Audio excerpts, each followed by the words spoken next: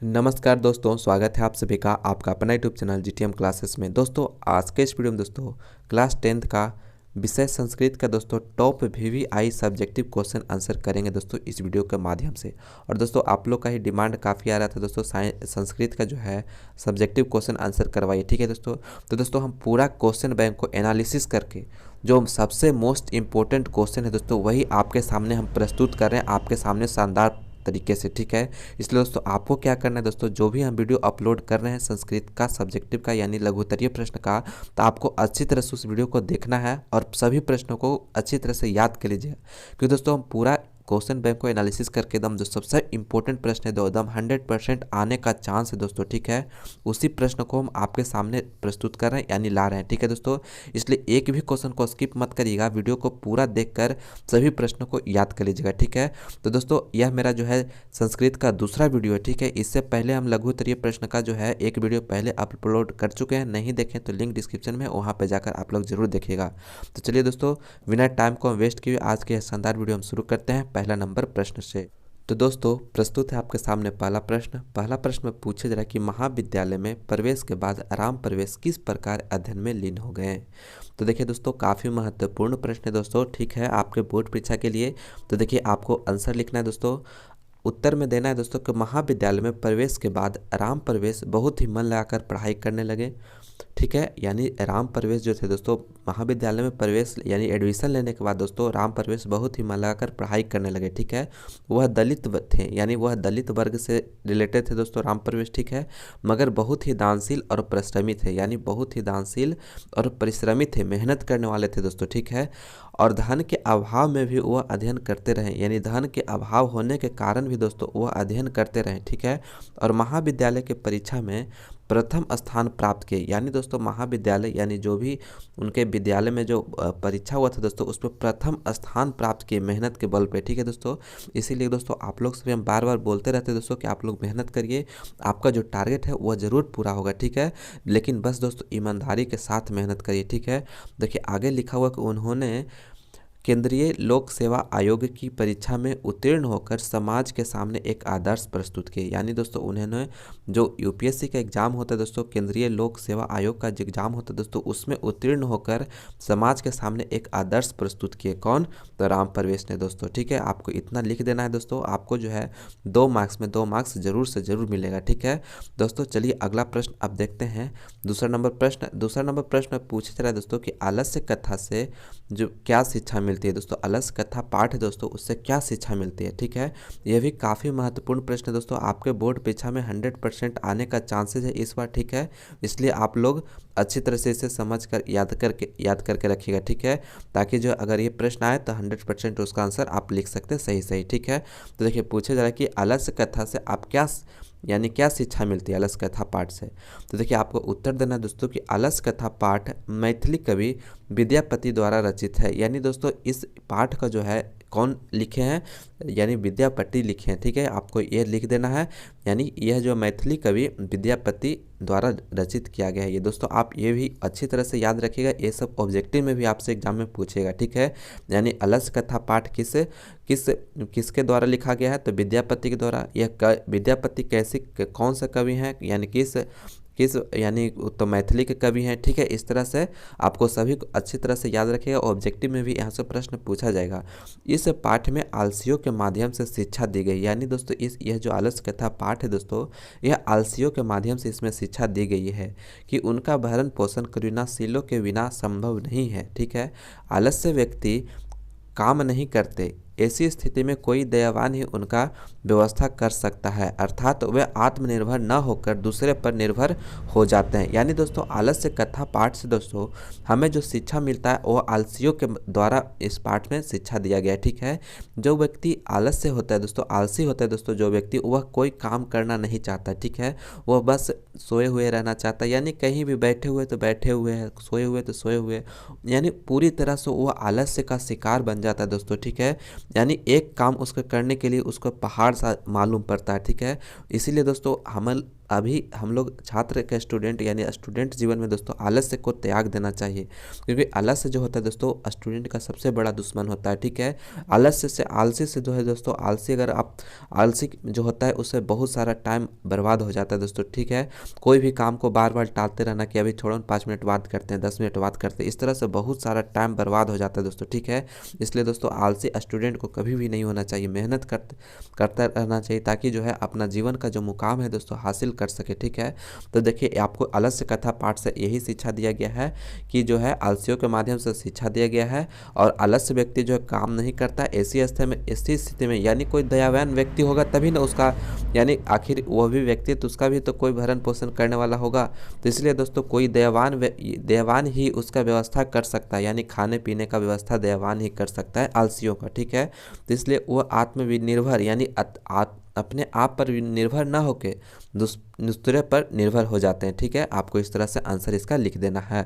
चलिए दोस्तों अगला प्रश्न की ओर बढ़ते हैं। और हाँ दोस्तों, अगर अभी तक हमारे इस वीडियो को लाइक नहीं किए दोस्तों, तो प्लीज़ आप इस वीडियो को लाइक जरूर कर दीजिएगा, अपने दोस्तों में इस वीडियो को ज़्यादा से ज़्यादा शेयर कर दीजिएगा दोस्तों। और आप हमारे यूट्यूब चैनल GTM क्लासेस को सब्सक्राइब नहीं किए हैं तो प्लीज़ चैनल को सब्सक्राइब जरूर कर दीजिएगा। और दोस्तों यह मेरा संस्कृत VVI लघुत्तरीय प्रश्न का दोस्तों यह दूसरा वीडियो है। इससे पहले हम पहला वीडियो अपलोड कर चुके हैं दोस्तों, नहीं देखें तो लिंक आपको डिस्क्रिप्शन में मिलेगा, वहाँ पर जाकर आप लोग जरूर देखिएगा। ठीक है, क्योंकि दोस्तों इस वीडियो सीरीज के माध्यम से दोस्तों आपको हम वही सब प्रश्न प्रोवाइड करा रहे हैं दोस्तों जो कि आपके बोर्ड परीक्षा में 100% पूछ सकता है दोस्तों। ठीक है, और ये सभी प्रश्न दोस्तों जो हम करवा रहे हैं आपके प्रीवियस ईयर में पूछा हुआ प्रश्न। ठीक है, इसलिए अच्छी तरह से समझ कर याद कर लीजिएगा। ठीक है, ताकि आप एग्जाम में सही आंसर दे सके। देखिए अगला प्रश्न मेरा तीसरे नंबर पर पूछा जा रहा है कि भारत महिमा पाठ के आधार पर भारतवर्ष का वर्णन करें। दोस्तों आपको आंसर देना है कि भारत का प्राकृतिक सौंदर्य स्वर्ग जैसा है, यानी प्राकृतिक सौंदर्य है दोस्तों स्वर्ग जैसा है। ठीक है, भारतवर्ष का। ठीक है, भारतवर्ष देवताओं, ऋषियों और महापुरुषों की अवतार भूमि है, यानी भारतवर्ष यानी भारत में दोस्तों देवताओं का, ऋषियों का, महापुरुषों का अवतार भूमि है। ठीक है, इसकी महिमा का वर्णन विष्णु पुराण एवं भगवत पुराण में भी देखने को मिलता है, यानी दोस्तों इसकी महिमा जो है, भारत की जो महिमा है दोस्तों वह विष्णु पुराण में, भगवत पुराण में, ये सभी में देखने को मिलता है। ठीक है, हमारी भारत भूमि विशाल और अत्यंत शोभनीय है। भारतवर्ष का गीत विदेशों में भी गाया जाता है, यानी भारतवर्ष का जो गीत है दोस्तों वह विदेशों में भी गाया जाता है, यानी भारतवर्ष के बारे में विदेशों में भी गाया जाता है। यहाँ के लोग धर्म जाति के भेदभाव को भूलकर एक दूसरे से मिलकर रहते हैं, यानी यहाँ के जो लोग हैं दोस्तों धर्म जाति का जो भेदभाव है दोस्तों उसको भूलकर एक दूसरे से मिलकर रहते हैं। ठीक है, तो आपको इतना इस तरह से लिखना था दोस्तों। इसमें प्रश्न पूछे जाता है कि भारत महिमा पाठ के आधार पर भारतवर्ष का वर्णन करना था दोस्तों। ठीक है, तो इतना लिखना है आपको। ठीक है दोस्तों, आप लोग इस आंसर को समझकर दोस्तों खुद अपना लैंग्वेज में लिखने की कोशिश करिएगा। ठीक है दोस्तों, अब आपके पास समय बहुत ही कम है, इसलिए दोस्तों क्वेश्चन का 1 से 2 क्वेश्चन का प्रैक्टिस आप लोग डेली से डेली करिएगा। चलिए अगला प्रश्न देखिए, चौथा नंबर काफ़ी महत्वपूर्ण प्रश्न है दोस्तों आपके बोर्ड परीक्षा के लिए। पूछा जा रहा है कि बाघ ने स्वयं को अहिंसक सिद्ध करने के लिए क्या तर्क दिया। दोस्तों बाघ जो था वह अहिंसक सिद्ध करने के लिए क्या तर्क दिया। ठीक है, तो देखिए आपको आंसर देना है दोस्तों। बाघ ने बताया कि युवा अवस्था में वह अति दुराचारी था, यानी वह बाघ जो था दोस्तों वह युवा अवस्था में, यानी जब जवान था दोस्तों तो वह अति दुराचारी था। युवा अवस्था में वह अनेक गायों और मनुष्य को वध करने के पाप के कारण वह निसंतान पत्नी विहीन हो गया था। यानी दोस्तों युवा अवस्था में जो बाघ था जब था तो वह बहुत सारा गायों को, मनुष्यों को वध कर दिया। ठीक है, और वध करने के कारण दोस्तों वह निसंतान, यानी इसके पुत्र जो थे दोस्तों वह मर गए थे, पत्नी विहीन हो गया, पत्नी भी मर गई थी दोस्तों। ठीक है, इसके पाप के कारण, किस पाप के कारण, जब गाय और मनुष्य को वध किया था दोस्तों तो कुछ पाप लगा था, उसके कारण यह जो है यह तर्क दिया। ठीक है, कि कारण मेरा जो है पत्नी विहीन हो गया, निसंतान हो गया। क्यों? तो क्योंकि गाय और मनुष्य को वध करने के पाप के कारण। तब एक धार्मिक व्यक्ति का उपदेश पालन कर अब मैं स्वच्छ हृदय वाला, दान पुण्य करने वाला बन गया हूँ। यानी दोस्तों एक धार्मिक व्यक्ति उपदेश दिया बाघ को कि अब तुम जो है स्वच्छ हृदय वाला बन जाओ, दान पुण्य करने वाला बन जाओ। ठीक है, तभी तुम्हारा कल्याण हो सकता है, इसलिए हम पर विश्वास किया जा सकता है। दोस्तों यही जो है, यह जो लिखा हुआ है, यही जो है बाघ ने जो है स्वयं को अहिंसक सिद्ध करने के लिए तर्क दिया था। ठीक है, तो आप लोग इससे अच्छी तरह से याद रखिएगा। चलिए दोस्तों, ये काफ़ी महत्वपूर्ण प्रश्न दोस्तों, 100% आपके बोर्ड एग्जाम में आने वाला प्रश्न है, अच्छी तरह से इसे याद करिएगा। ठीक है, चलिए अगला प्रश्न देखिए मेरा, आप 5वां नंबर दोस्तों, 5वां नंबर प्रश्न पूछे रहे कि सभी जनों की देशभक्ति कैसी होनी चाहिए। दोस्तों सभी जनों की जो देशभक्ति होनी चाहिए दोस्तों, कैसी होनी चाहिए।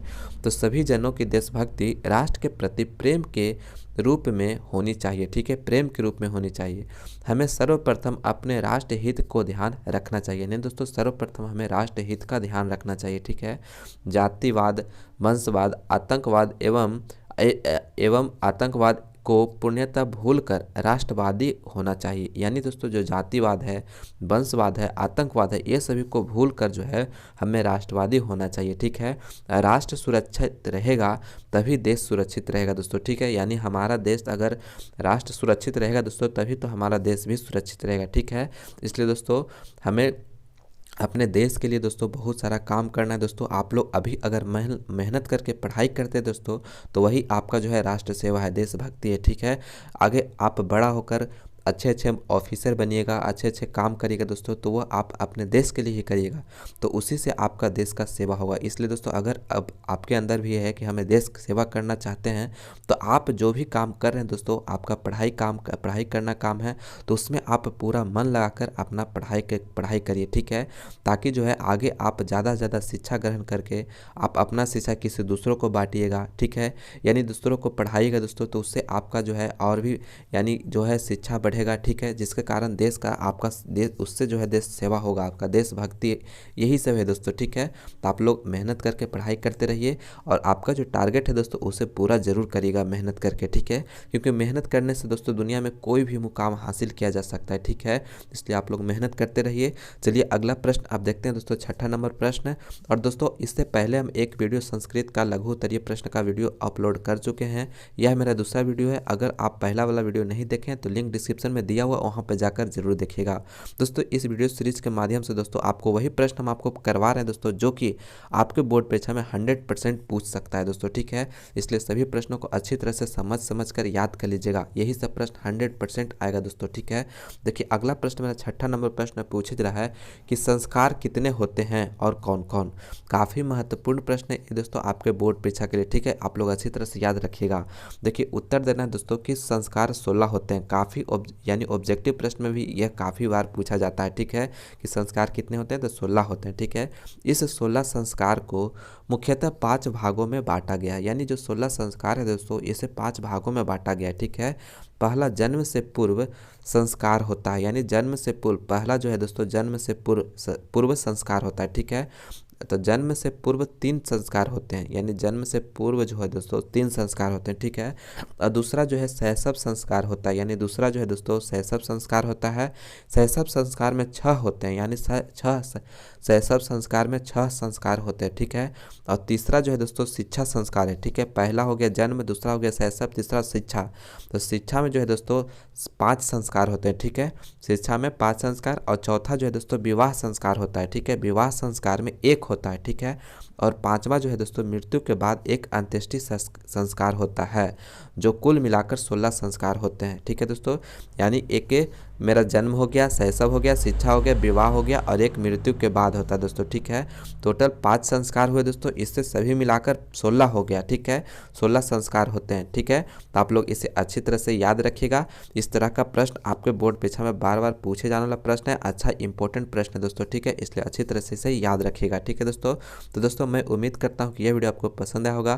तो प्लीज़ आप इस वीडियो को लाइक करें, अपने दोस्तों में ज़्यादा से ज़्यादा शेयर करें, और आप हमारे यूट्यूब चैनल GTM क्लासेस को अभी तक सब्सक्राइब नहीं किए हैं तो प्लीज़ चैनल को सब्सक्राइब करके बेल आइकन भी प्रेस करिएगा, ताकि आने वाले वीडियो का नोटिफिकेशन आप लोगों को सबसे पहले मिले। ठीक है, चलिए दोस्तों मिलते हैं हम अगले वीडियो में। इस वीडियो को देखने के लिए बहुत बहुत धन्यवाद।